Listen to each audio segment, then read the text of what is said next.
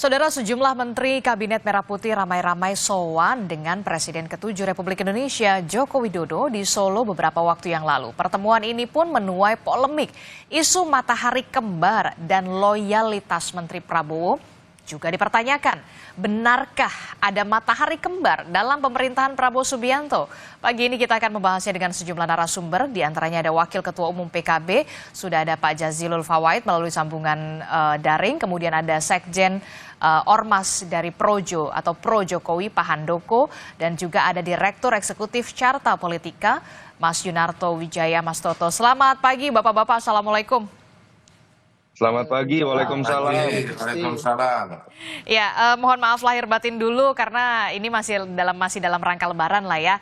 Nah, masih dalam rangka Lebaran kemarin juga menjadi sorotan nih ternyata sejumlah menteri dari Pak Prabowo Subianto ini masih sowan ke rumah atau kediaman Pak Presiden ke-7 Republik Indonesia ini, Pak Jokowi begitu ya. Kemudian yang menarik adalah ada sejumlah menteri, kalau tidak salah ada Pak Sakti Trenggono, kemudian ada Pak BGS juga yang kemudian masih menyebut ini silaturahmi atau sowan ke mantan bos saya dan yang masih menjadi bos saya. Nah, jadi kalau menurut Pak Jazilul sendiri, komentarnya gimana nih secara etika? Seharusnya kan yang menjadi bos ini kan adalah Pak Prabowo selaku presiden. Secara etikanya gimana begitu ya? Ini dilontarkan secara eksplisit, offside nggak sih sebenarnya? Ya, kalau menurut pandangan saya sih tidak offside. Itu hal yang wajar saja dan memang beliau-beliau ini dulu bersama Pak Jokowi. Dan saya sendiri tidak setuju dengan istilah matahari kembar. Namun patut kita lihat di sejarah politik Indonesia memang baru kali ini ya ada presiden yang putranya menjadi wakil presiden.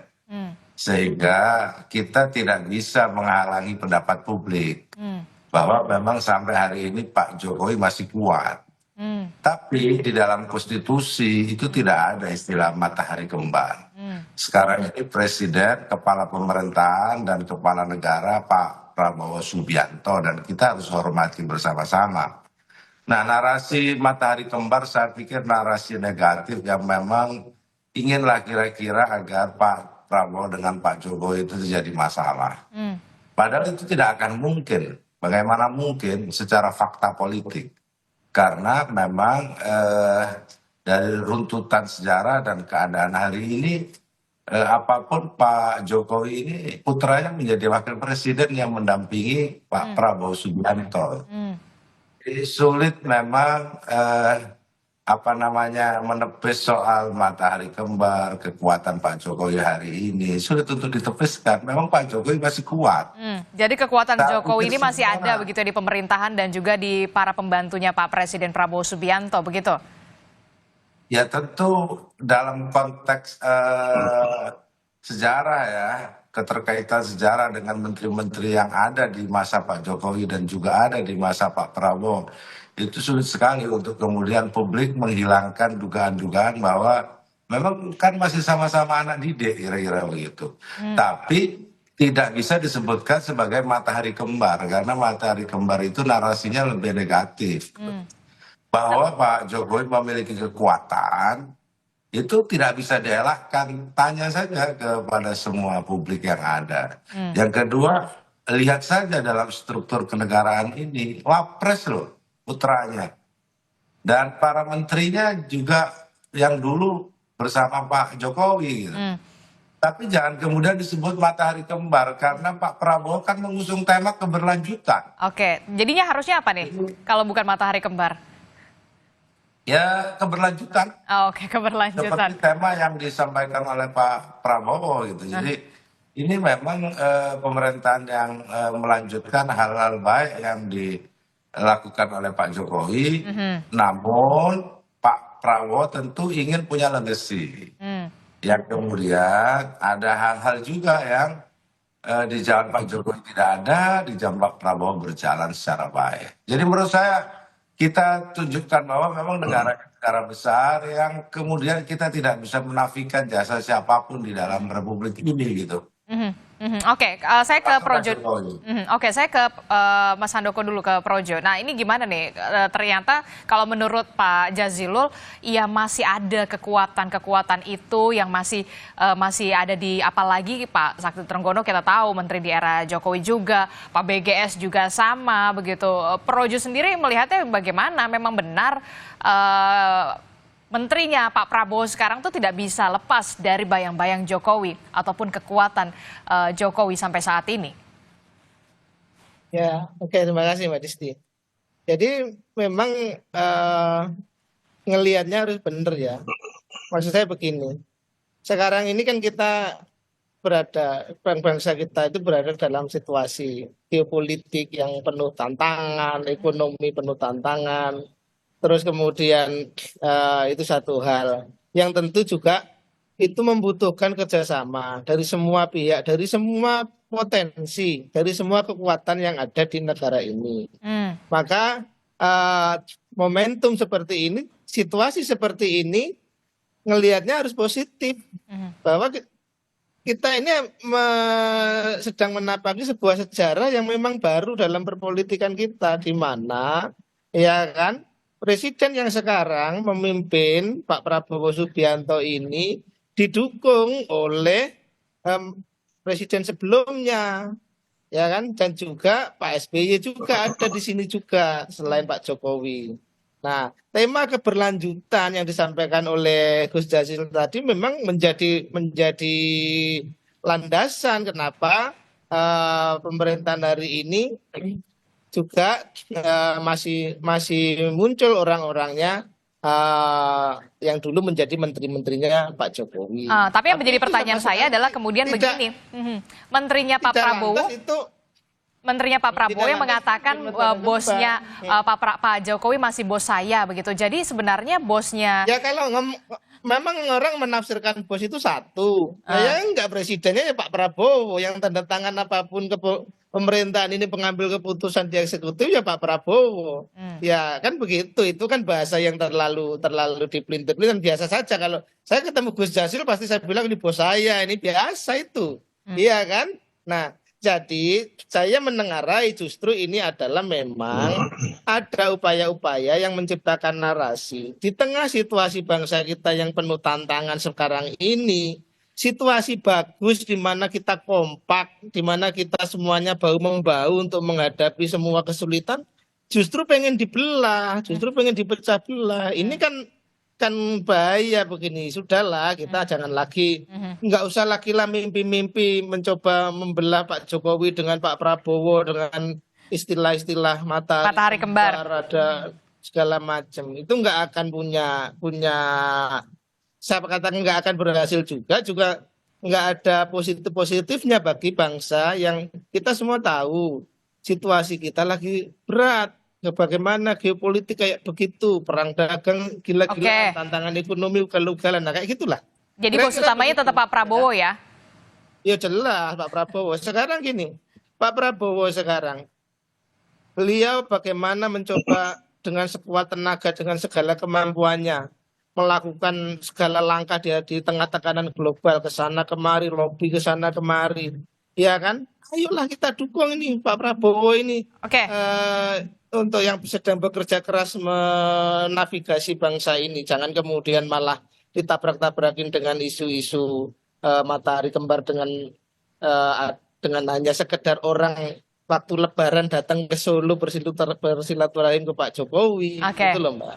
Oke, saya ke Mas Toto. Mas Toto, bagaimana Anda melihat ini begitu ya, dengan secara eksplisit begitu terang-terangan para menterinya Pak Prabowo ini mengatakan iya Pak Jokowi masih bos saya. Ini kerap dikaitkan dengan adanya isu soal matahari kembar. Anda melihat demikian atau seperti apa? Gini, pertama kalau momennya kan adalah momen Lebaran. Kita berprasangka positif, sebenarnya nggak ada yang aneh. Karena Ibu Sri Mulyani, Pak BGS juga datang ke rumah Ibu Mega. Betul. Mungkin beberapa menteri juga datang ke rumah Pak SBY. Tetapi kalau bicara tadi secara spesifik, kalimat sebenarnya tidak beberapa menteri, tapi dari Mas Trenggono yang jelas mengatakan masih bos Bos saya. saya. Menurut saya itu tidak etis secara tata negara. Oke. Mas Handoko boleh mengatakan Gus Jazil bosnya karena Mas Handoko bukan pembantu presiden, nggak punya konsekuensi secara tata negara. Saya juga bisa mengatakan seperti itu. Itu menurut saya tetap catatan kecil. Oke. Yang kedua, saya paling senang jadi narsum dengan Gus Jazil, apa adanya belak-belakan gitu ya. Situasi ini tuh nggak pernah terjadi sebelumnya. Pembahasan matahari kembar itu dalam konteks peralihan Ibu Mega ke Pak SBY ke Pak Jokowi itu tidak terjadi isu seperti itu. Kenapa? Karena anaknya Ibu Mega kemudian nggak jadi wapresnya Pak SBY, anaknya Pak SBY nggak jadi wapresnya dari Pak Jokowi, sehingga kemudian tafsir publik yang macam-macam itu nggak ada. Ini kan memang anomali ya, bahwa ketika keberlanjutan itu diartikan secara harafiah, anak mantan presiden itu ditempatkan menjadi wakil presiden. Sehingga kalau kita kritis saja jadi pertanyaan loh Mbak, yang namanya wapres bernama Gibran, itu lebih sering ketemu sama Pak Prabowo atau ketemu bapaknya sebagai mantan presiden? Ini kan orang jadi pertanyaan, Gibran lebih loyal kepada Prabowo atau kepada mantan presiden yang adalah bapaknya sendiri? Oke. Pertanyaan itu kan secara awam akan muncul. Menurut saya ini pembelajaran demokrasi, makanya jangan aneh-aneh menerjemahkan demokrasi, keberlanjutan dengan hal-hal yang bisa menimbulkan polemik seperti ini. Pertanyaan kritis lain misalnya, kalaupun mau bicara matahari kembar jadi aneh. Kalau mau ada tuduhan matahari kembar, kenapa tidak dialamatkan kepada Gibran? Jelas-jelas Gibran yang secara konstitusi ada di sampingnya presiden, punya otoritas. Biasanya isu matahari kembar itu kan dialamatkan kepada wapres yang dianggap punya pengaruh lebih dari posisi sebagaimana mestinya yang hanya menjadi pembantunya presiden tanda kutip. Nah, artinya buat orang-orang yang kemudian merasa Pak Jokowi masih kuat, mohon maaf ya, menurut saya itu malah seakan-akan menempatkan Gibran dalam posisi yang terdegradasi. Ini nggak sehat buat Mas Gibran. Oke. Jadi fungsi dari seorang presiden, mantan presiden itu adalah memberikan nasihat. Ketika diminta masukan, memberikan masukan. Itu yang terjadi pada presiden-presiden Amerika Serikat yang sudah pensiun. Makanya yang namanya President's Club yang dulu sempat digagas oleh sekelilingnya Pak Prabowo, itu tidak pernah menempatkan presiden yang masih berkuasa menjadi anggotanya, tapi sebatas pada mantan-mantan presiden untuk memberikan masukan tanpa bisa cawe-cawe atau intervensi.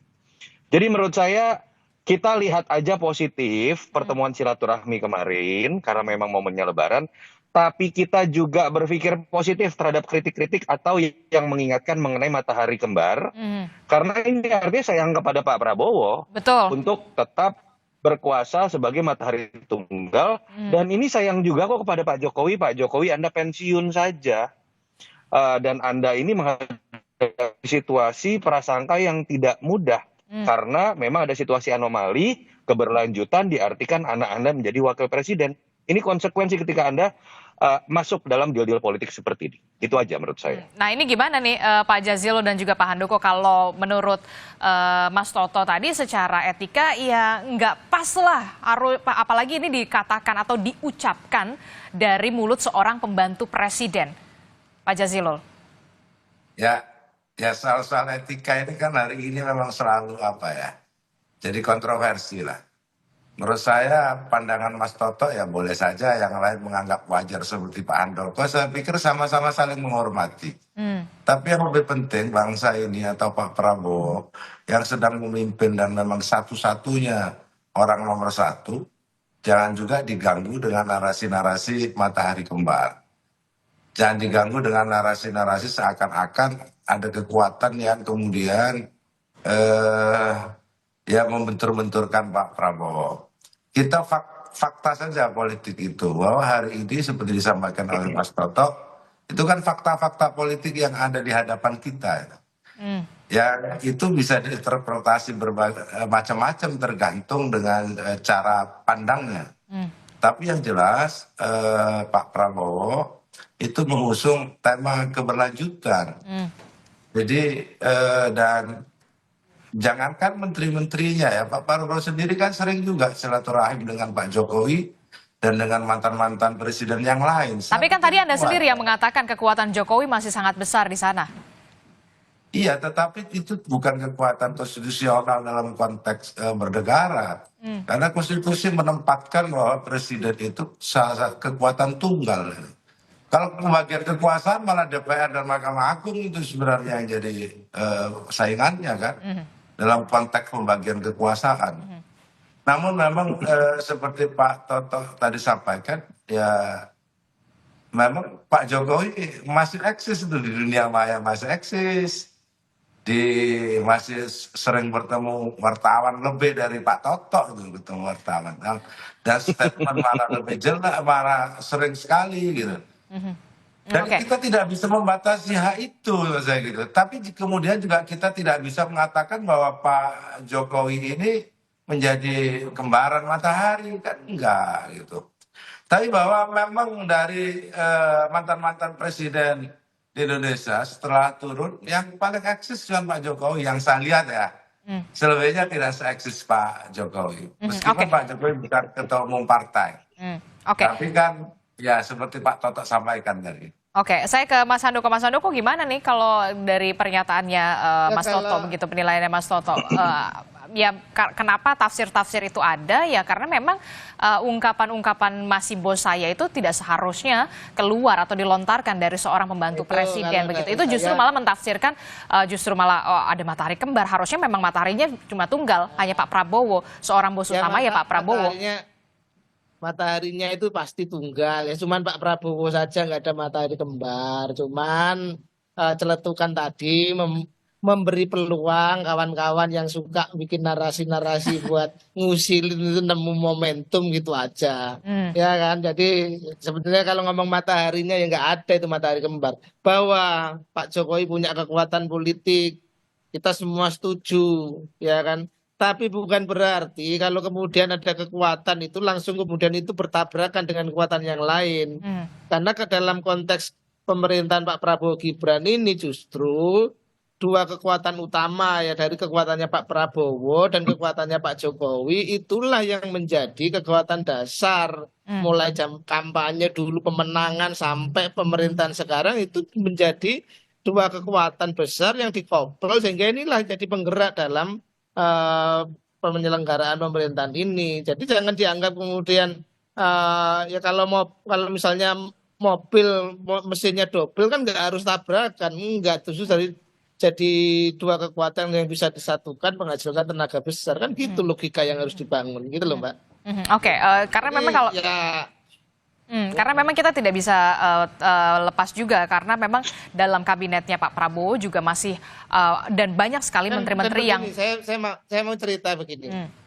Pak saya dengar sendiri dari mulut Pak Jokowi bahwa beliau itu ya dalam transisi pemerintahan itu dari Pak Jokowi ke Pak Prabowo, dia sendiri sampaikan bahwa saya ini sudah pernah jadi presiden, tahu rasanya kalau ada ya kan orang yang mencoba melakukan ya apa namanya intervensi atau apa itu dia tahu rasanya dan Pak Jokowi itu sangat mengerti situasi batin itu sehingga saya 100% percaya Pak Jokowi akan melakukan tindakan-tindakan yang menjaga betul bagaimana hubungan beliau dengan Pak Prabowo sebagai presiden ya kan demi apa ya demi bangsa ini bergerak ke arah yang benar saya percaya itu Mbak. Gitu. Oke.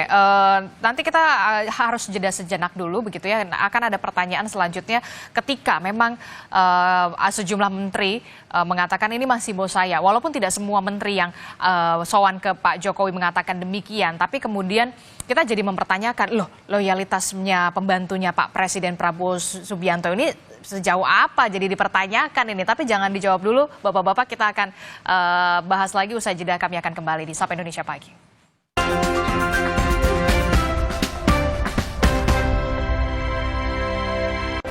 Terima kasih Anda masih bersama kami dalam Sapa Indonesia Pagi. Saudara masih membahas soal bagaimana ada anggapan soal matahari kembar begitu ya mencuat begitu setelah pertemuan pembantu dari Presiden Prabowo Subianto yang sowan ke rumah atau kediamannya Pak Jokowi di Solo, Jawa Tengah kemarin. Bahkan sejumlah menteri, ada Pak BGS, kemudian ada Pak Sakti Trenggono yang mengatakan Pak Jokowi masih bos saya, begitulah. Ini kemudian mencuat, oh jangan-jangan ada matahari kembar nih gitu ya. Saya masih membahasnya bersama dengan Pak Jazilul, kemudian ada Mas Handoko, kemudian juga ada Mas Toto. Nah, yang jadi pertanyaan, pasti akan jadi pertanyaan loh, terus jadi loyalitasnya menterinya Pak Prabowo ini seperti apa nih? Ini yang kemudian jadi pertanyaan kita semua ketika seorang pembantu presiden mengatakan Presiden ke-7 Republik Indonesia Pak Jokowi ini masih bos saya. Mas Toto, seperti apa jawaban Anda? Hal yang lebih besar dulu ya, menjawab Mas Handoko tadi. Kalau ditanya bahwa orang-orang yang mengingatkan mengenai matahari kembar, bahwa hanya ada boleh satu pemimpin, itu dianggap sedang memecah belah, enggak juga. Harus diakui ada fakta politik yang anomali pertama kali dalam sejarah Indonesia tadi. Jadi kalau ditanya apakah Pak Jokowi mengerti situasi batin Pak Prabowo, Pak Jokowi nggak pernah ngerasain yang namanya wapresnya itu anak Pak SBY. Pak SBY apakah mengerti situasi batinnya Pak Prabowo? Pak SBY nggak pernah ngerasain wapresnya itu misalnya anaknya Ibu Mega, presiden sebelumnya. Ini situasi anomali. Dan ada fakta empiris loh, bahwa mungkin orang-orang yang mengingatkan itu belajar dari Filipina, bahwa ketika keberlanjutan diartikan dengan deal-deal kekuasaan menempatkan anak mantan presiden menjadi wakil presiden itu ternyata tidak berbuah baik. Jadi saya mencoba berprasangka baik dengan Mardhani Alisera, dia tidak ingin Indonesia seperti Filipina, kira-kira seperti itu. Yang kedua, Mas Handoko, jangan kemudian ketika ada pihak-pihak yang mengingatkan tentang hal-hal tertentu terkait tata negara, politik, itu diartikan ingin mengadu domba, dan kemudian situasi global yang harus dihadapi oleh Indonesia menjadi semakin sulit. Kebalik logikanya dalam demokrasi. Ketika menghadapi situasi yang lebih sulit termasuk tantangan global terkait dengan perang dagang atau tarifnya Trump, yang malah harus dilakukan itu bukan sekedar silaturahmi, tetapi memastikan semua elemen bangsa dalam ketatanegaraan memainkan porsinya. Ya udah, partai koalisi memberikan dukungan kepada kebijakan presiden, sekaligus kritis seperti yang dilakukan oleh senator-senator Republikan terhadap Trump misalnya. Dan juga partai yang tidak masuk dalam barisan koalisi itu memberikan catatan kritis supaya penguasaan terjadi, sehingga ketika presiden mengambil kebijakan secara cepat menghadapi situasi global yang pelik, itu malah menjadi benar. Bukan dengan semuanya diam, semuanya setuju, dan ketika kemudian mengingatkan dianggap mengadu domba. Itu yang menurut saya jangan salah kaprah dalam konteks demokrasi. Terkait dengan jadi pertanyaan loyalitas seorang pembantu presiden jadi pertanyaan ketika kemudian itu terlontar masih bos saya. Ini gimana loyalitasnya? Secara de facto saya sih meyakini lah, mau Mas Trenggono, Pak BGS takutnya dengan Pak Prabowo. Karena yang bisa mencat hanya Pak Prabowo. Ini kalau kita bicara logika manajemen perusahaan aja ya. Pak Jokowi nggak bisa mencat tuh gitu. Misalnya dianggap mereka jarang silaturahmi pun nggak bisa gitu Pak Jokowi mencat. Mas Gibran pun sebagai anak Jokowi nggak bisa. Makanya tadi saya lebih memberikan catatan kritis, terutama kepada Mas Trenggono yang jelas menggunakan bahasa eksplisit, masih bos saya. Kalau Pak BGS kan hanya menggunakan bahasa bos saya, itu bisa diartikan dalam arti dulu misalnya gitu ya. Secara de jure tidak tepat. Karena ketika Anda sudah menjadi pembantu presiden, bahkan masih misalnya menggunakan istilah, misalnya nih, Gus Jazil menjadi menteri misalnya. Nggak terlalu etis misalnya Gus Jazil mengatakan dalam konteks sebagai menteri ya, bos saya adalah Caimin, nggak boleh. Tapi sebagai kader PKB, boleh. Nah itu yang menurut saya harusnya menteri-menteri lebih berhati-hati, apalagi situasinya ini anomali. Kecurigaan itu kan muncul karena ada situasi anomali, anaknya Pak Jokowi masih menjadi wapres, sehingga ada kesan Pak Jokowi masih ada di dalam pemerintahan Pak Prabowo. Oke, Gus Jazil, gimana kalau menurut Pak Mas Toto harusnya lebih berhati-hati begitu? Ya, kalau itu saya setuju. Tapi loyalitas itu kan diukur dari kinerja. Bahwa Pak Trenggono atau menteri-menteri yang lain bagaimana melaksanakan arahan dari Pak Prabowo. Kinerjanya baik atau tidak. Kalau di situ ada gangguan dari kinerja, siapa yang kira-kira mengganggu? Saya pikir loyalitas tidak hanya diukur pada kedekatan, gitu. Kalau hanya diukur pada kedekatan, yang paling loyal kepada seseorang ya anak kepada bapaknya lah. Kalau hanya diukur pada tingkat hubungan keluarga, ini enggak, ini tata negara. Oleh sebab itu, seperti disampaikan oleh Mas Toto tadi, ya kalau dalam tata kenegaraan, ya tentu semuanya harus berhati-hati. Untuk bilang bos saja juga harus berhati-hati karena publik bisa menilai yang lain gitu. Tapi kan nggak mungkin misalkan Pak Gibran untuk tidak mengakui bahwa Pak Jokowi bapaknya. Hmm. Saya pikir itu panggilan bos yang disampaikan oleh Pak Trenggono mungkin ya pada konteks budaya lah. Seperti Pak Handoko atau saya, Mas Toto, bos gimana bos? Itu kan ya budaya. Tapi kalau dalam loyalitas tata kepemerintahan, saya pikir ada ukuran-ukurannya. Oleh sebab itu mungkin yang mengatakan tadi soal matahari kembar dan yang lain-lain, jangan sampai nanti di dalam kebijakan pelaksanaan ketatanegaraan, kebijakan pemerintahan, itu ada yang miss antara Pak Prabowo dengan yang lain misalkan gitu. Tapi saya sampai sejauh ini belum, saya tidak melihat itu. Semuanya normal-normal saja. Cuma pendapat publik tidak bisa kita juga kendalikan. Gitu. Bahwa berpikir apa itu ya bagaimana? Ya itu tadi saya bilang, nggak mungkin kan orang mengatakan bahwa Pak Jokowi bukan bapaknya Mas Gibran, itu nggak akan ada itu. Tapi itu konteks kekeluargaan, tetapi wapres, presiden, menteri, itu kata-kata dalam tata negara. Nah, mengukur loyalitas diukur dari ketatanegaraan itu. Jadi tidak dalam konteks budaya, tetapi ketatanegaraan. Menyatakan bos juga begitu. Ini dalam konteks tata negara atau konteks pertemanan atau budaya. Tapi kalau menyangkut misalkan tindakan-tindakan, kebijakan-kebijakan yang tidak sesuai dengan arahan Pak Presiden, itu menyalahi ketatanegaraan kalau sebagai seorang menteri gitu. Ya, saya pikir begitu. Oke, saya ke Mas Handoko. Mas Handoko, ada juga kemudian yang menganggap begini, wah jangan-jangan menterinya Pak Prabowo ini lebih gampang komunikasi ketika ke Pak Jokowi ketimbang ke presiden sekarang begitu, terlalu banyak barriernya. Benar nggak demikian? Anggapan seperti itu, Mas Handoko? Ya kalau itu sangat mudah dipahami Mbak ya. Pak Prabowo sibuknya luar biasa, ya kan? Terus kemudian kalau misalnya konteks kalau komunikasi diartikan ketemu misalnya ya, mungkin juga kita bisa pahami. Apalagi, tetapi saya juga tidak melihat hal itu ya. Karena selama ini Pak Prabowo itu cukup rajin untuk memanggil menteri-menterinya dalam situasi yang serba sibuk ini, situasi yang serba cepat ini. Saya juga tidak ada menganggap ada masalah dengan komunikasi antara presiden dengan menteri-menterinya. Bahwa kalau kemudian dikatakan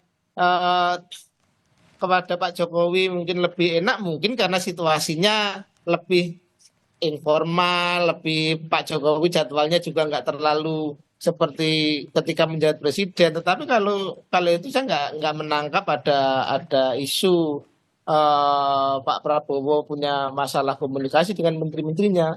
Itu saya meyakini itu kenapa misalnya dalam satu isu yang saya tahu misalnya ketum saya Menteri Koperasi itu. Untuk urusan koperasi itu sering beliau manggil Menteri Koperasi gitu untuk melakukan dialog-dialog, diskusi-diskusi, arahan-arahan. Artinya saya nggak melihat ada hambatan-hambatan komunikasi. Hambatannya mungkin lebih pada teknis. Jadwal yang padat. Untuk jadwal yang sangat padat itu saya nggak bisa menampik itu. Kan kita semua tahu itu. Tetapi kalau kemudian dianggap ada persoalan komunikasi antara presiden dan menteri-menterinya, saya sama sekali tidak mempercaya itu. Kalau menurut Mas Toto gimana Mas Toto kalau untuk soal komunikasi ini? Saya mau Iya, kalau kalau kita bicara komunikasi, memang kan gaya kepemimpinan dan gaya komunikasi ke publik saja ya, yang menurut saya bisa jadi representasi juga gaya komunikasi misalnya kepada menteri.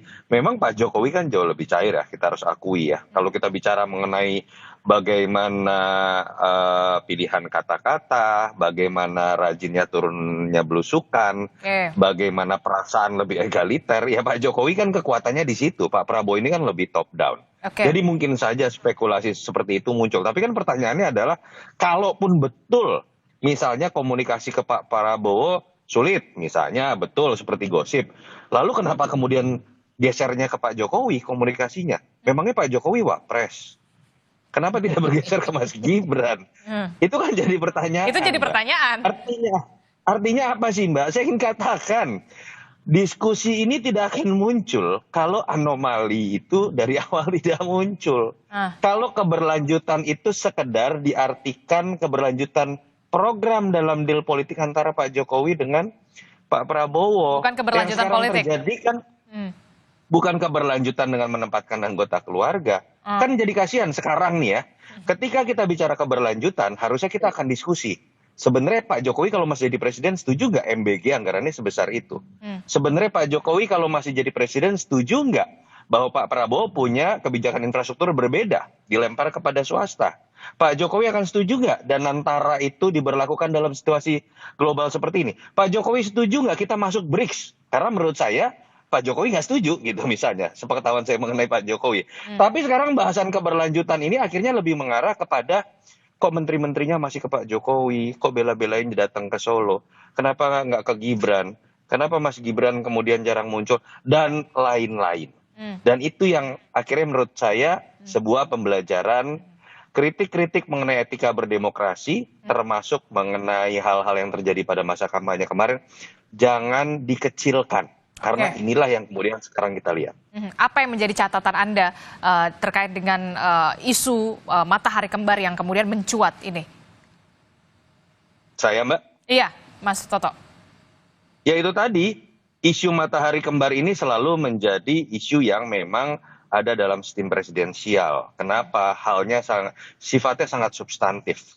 Kalau satu-satunya pemegang kontrak politik dengan rakyat itu kemudian tidak memegang otoritas sepenuhnya dalam menentukan menteri, dalam membuat kebijakan, dalam berkomunikasi, dalam loyalitas pembantu presidennya, itu fondasi yang roboh. Dan saya berharap sih tidak. Ini kan semuanya masih spekulasi. Dan balik lagi, spekulasi ini muncul bukan tidak ada apinya. Asap ini kan muncul karena ada sebuah anomali yang ada dalam sejarah. Betul tidak melanggar aturan, tapi kita tahu dalam etika berdemokrasi sepertinya ada yang salah kemarin. Nah, ini yang menurut saya kuncinya ada di kedewasaan berpolitik Pak Jokowi. Saya yakin Pak Jokowi sangat dewasa berpolitik untuk menahan diri. Tidak terlalu menunjukkan dirinya, walaupun anaknya masih menjadi wapres, bahwa dia masih berpengaruh besar, walaupun mungkin faktanya memang berpengaruh besar. Dan dalam konteks keberanian berpolitik dari seorang presiden, termasuk berhati-hati dalam menggunakan bahasa komunikasi. Oke. Hidup Jokowi itu menurut saya juga seharusnya tidak etis digunakan dalam pidato orang yang sudah menjadi presiden yang kemudian menambah spekulasi-spekulasi seperti ini. Tapi saya percaya Pak Prabowo dengan karakter pemimpinan yang kuat, secara de facto sebetulnya tidak ada bayang-bayang siapapun di balik atau di. Oke. Mas Handoko gimana? Pak Jokowi disuruh menahan diri nih. Singkat saja. Oh, kalau soal menahan diri Pak Jokowi jagonya, udah nggak ada yang jago banget bagaimana menahan untuk berkomunikasi, menahan diri dari berbagai serangan, hujatan. Kalau soal menahan diri Pak Jokowi nggak usah diajarin lah, udah jago banget dia. Nggak ada yang ngalahin kalau soal itu saya pikir, ya.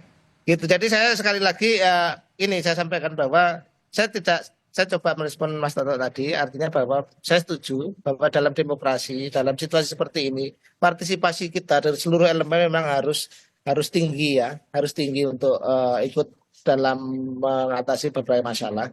Cuman saya juga menyampaikan bahwa jangan kemudian ada sebuah peluang sedikit, misalkan forum silaturahmi menteri ke Pak Jokowi, kemudian muncul narasinya matahari kembar. Mari kita lebih bicara pada hal yang lebih memberi pemikiran yang lebih konkret gitu, bagaimana menghadapi persoalan-persoalan. Ya, seperti itu. Jadi ayolah, ini situasi lagi seperti ini, jangan kita sibuk sama hal-hal yang justru enggak yang kontraproduktif, jangan ke situ. Oke, Pak Jazilul, singkat saja.